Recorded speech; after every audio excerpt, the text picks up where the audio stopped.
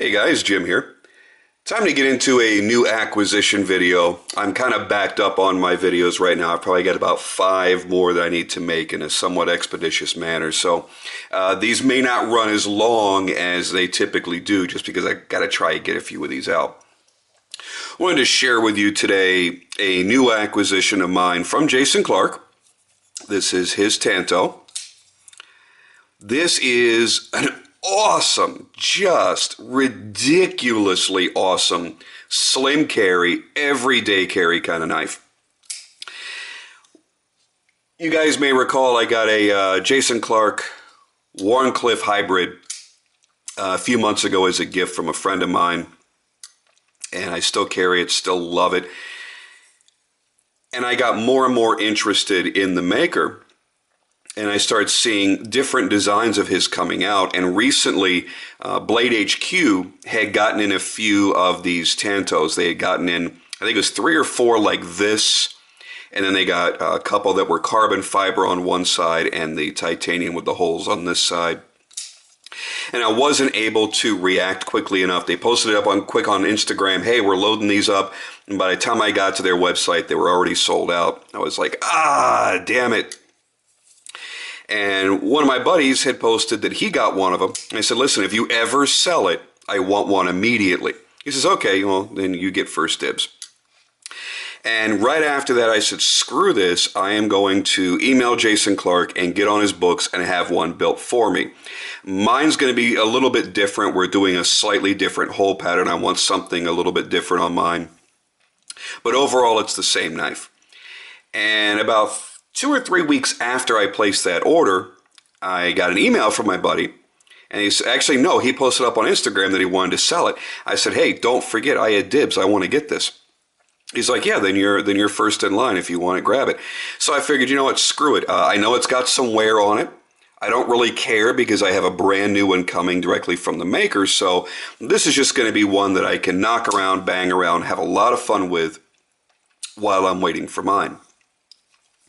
So here she is, and it is just glass smooth. Every bit as smooth as the Wharncliffe hybrid that I have. It's got these sort of Mayo-style holes in the titanium. And what I really like is that he polished the inner edges there of the chamfers going all the way around. And then he's got these symmetrical holes that are done around each one, creating a square around each circle. Nice simple pivot, nice simple hardware, nothing crazy. I do like the fact that he matches the hardware to the frame. As you guys know, Jason, the work that he does is all done by hand, and it's really exhibited very well here in the backspacer. All that checkering is done by hand. Very, very well done on that, and he does checkering on his flipper tabs as well. One of the things I love about his work is he's able to use these teeny tiny little flippers and not necessarily strong detents and create a really nice flipper. And it's a flipper tab that's comfortable for the finger. It's not abrasive. It doesn't have any sharp edges to it.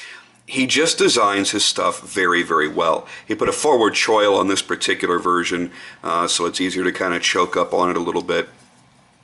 And one of the things that I appreciate is how slim this knife is. I've got a lot of really big, really thick, overbuilt knives in my collection, and that tends to be what I gravitate towards. But it's really nice having a slim option right now. I'm not holding out any hope of getting a Mayo anytime soon, which also fills this niche of that slim, very simple, all titanium knife. You know, I want a Dr. Death Jr. flipper like you can't imagine, but I'm not spending the money that some people are getting for them right now. This is one of the cool parts. Look at this. Let's see if I can keep my thumb out of the way. I love how you can watch the blade disappear out of the handle. It's just kind of neat. I don't know. I like little things like that, little touches like that. The 4 holes back here are done the same way, with the holes forming squares around each one. He also does the same thing in the pocket clip. This pocket clip is not as obtrusive as the one on my Wharncliffe, and I don't really understand why, because it's pretty much the same kind of clip. Let's give you some size comparisons here to some somewhat common knives. up next to my Chris Reeve Omnums on. Put it butt to butt. You see it's almost identical in size. And to a Spyderco Paramilitary 2. It is just a touch longer. Not a huge amount, just a little bit.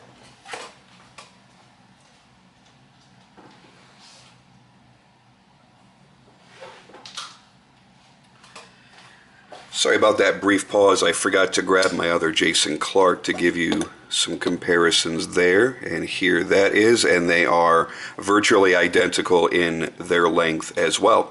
So there's your basic size comparisons for you, give you kind of a better feel for what it is. And believe it or not, actually, before I say that, let me put it side by side. So let's put it next to first the Omnums on. And you'll see that, yeah, it is quite a bit slimmer up here than the Omnums on, but it's just about the same toward the rear. Because what he's done, I don't know if you've really noticed this, but he has actually profiled the titanium where it's slimmer toward the blade and gets thicker toward the butt of the knife. And it really feels good in the hand that way. It fills up the larger area of your hand here, and it gets nice and skinny up here. Putting it next to Paramilitary, this is the part that was kind of shocking to me, is it's actually slimmer than the Paramilitary. And having these contoured handles really makes it comfortable.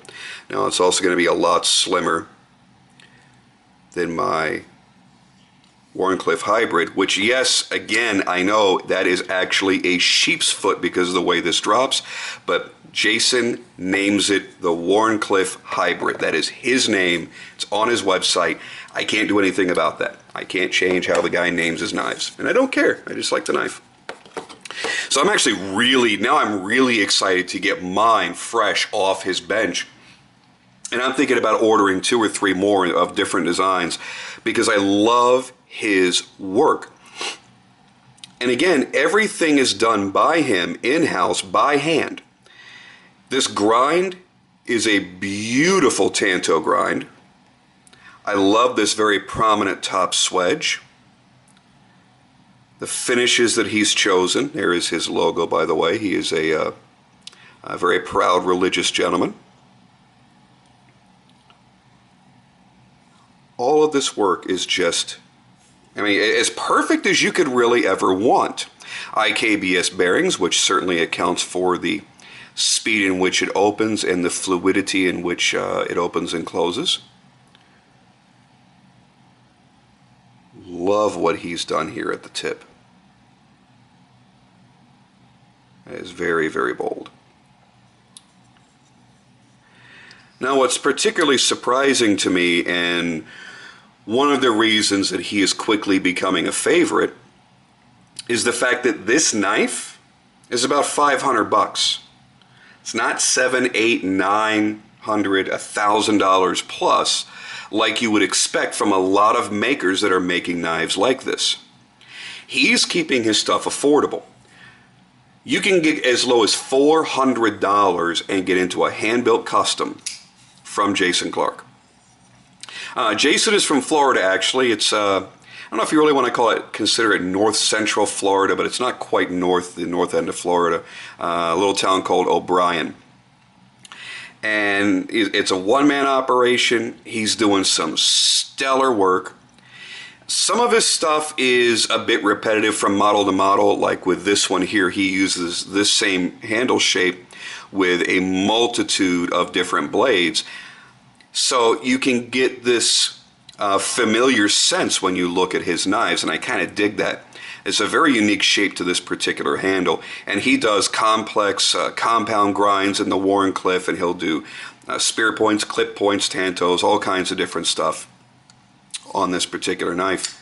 And yeah, this is still as smooth as the day I shot that first video. It is incredible. And I've carried this one a lot, I've used it a lot, and it's held up very well.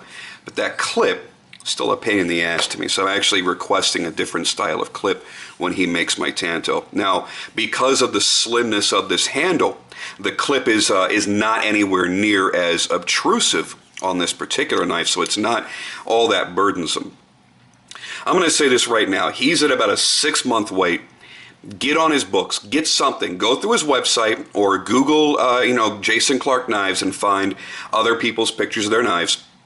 See the examples of the work that he does. I guarantee you, if you find a style that appeals to you, I guarantee you that the quality in the workmanship that you're going to receive for such a small amount of money for a custom, you're going to be blown away. You need to get on his books. Look at that, the double choil there. Triple choil if you go this way. The guy just does amazing work. Delivers a nice sharp knife, great smooth action, clean detail work throughout the entire knife, hand filing and embellishments. These are things that you typically don't see anywhere near this price range. I mean, seriously. He's made a good quality knife. He's making a really great name for himself. And I've repeatedly said this to my friends on Instagram. He is the single most underrated knife maker, in my opinion, right now, currently making knives. If you haven't experienced his liquid smoothness, you need to get your hands on one, whether you have to borrow one from a friend or you get on his books and order one. You have to understand what I'm talking about. The feeling of opening and closing his knives is that of opening and closing a several $1,000 custom by some of the biggest, craziest names in the industry. And the great thing is, it's not a 3-year wait, it's not a 5-year wait, or dealing with a maker whose books are closed. You can get a knife right now, order it up, and in 6 months you got your knife. Now, I'm going to assume that a few of you will listen to what I'm saying, and when you place your orders, people coming in, after that, obviously, they're going to have a longer wait. But don't hesitate, don't procrastinate, just get in on it, because I'm telling you, I'm going to own a multitude of these things in various blades, various models, various handle shapes. I want to own a whole bunch of his knives. I want to have a whole collection of just his knives because I love the quality, I love the feel, and I love the operation. And he's delivering what I think is an exceptional value. The only issue I have with this particular knife, and the seller did tell me about it, it's got a little bit of a detent issue there. It's not preventing me from flipping it. It's not allowing the knife to fly open on its own.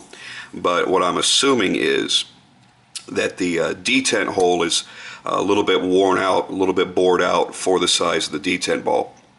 So I'm just going to keep it the way it is. Once my new one arrives, because again, I've certainly not experienced that with my other Jason Clark, so I know it's not typical of his work. When I get my new one, I'm just going to send this one into him and ask him to tune up the detent for me, and I'm sure that won't be an issue at all. So I don't look at that as representative of his work, but there is that issue here. And whether it happened, whether it was made that way or it happened that way when it went to the dealer, went from the dealer to the original buyer, I have no idea. I didn't bother to ask because I got a good deal. I think I paid $450 or $475. No, I didn't. I'm sorry, I did. I paid the full $500 for this because I bought this and another knife. So yeah, I ended up paying the full $500 for this.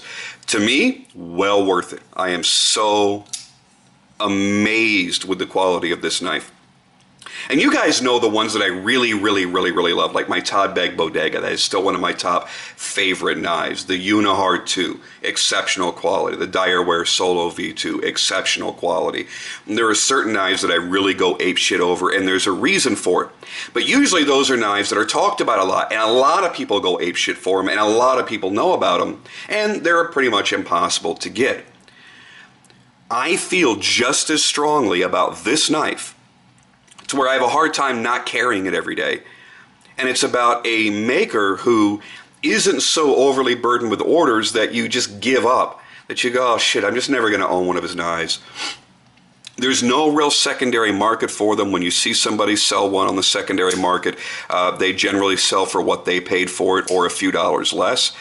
So you don't have to pay crazy amounts of money because he is currently working and putting out product. So that's what I say. Get on his books, try it out, and hopefully you feel as excited as I do. Because this is one of those knives that it's not just a knife for me, it is an exciting piece of equipment that I really want to carry every single day. And I've gotten a lot of brand new acquisitions in the past 2 weeks since I received this, and I've still carried this a hell of a lot. There was like 3 days straight, I didn't even switch out my knife, 3 days in a row, same knife. I haven't done that in probably 6 months. That's how much I love this knife. So hopefully you can feel the excitement in my voice. And, if you get one, let me know. I'd love to hear about it. I'd love to see it. Make a video. Tell me about it. Email me. Let me know. And let me know if you feel the same way I do, if I'm just completely out of my friggin' mind. Maybe I'm crazy. I have no idea. I do have to apologize to those of you who leave comments that I'm unable to reply to. We just saw a new rollout of a new program that YouTube did just yesterday, where they've linked everybody's Google Plus accounts and this and that. And when I go to reply to something, sometimes I have a reply button, sometimes I don't. So if I don't get back to you, I apologize. I'm going to go for now, guys. That was my doorbell. I think that's a new knife. I'll see you soon.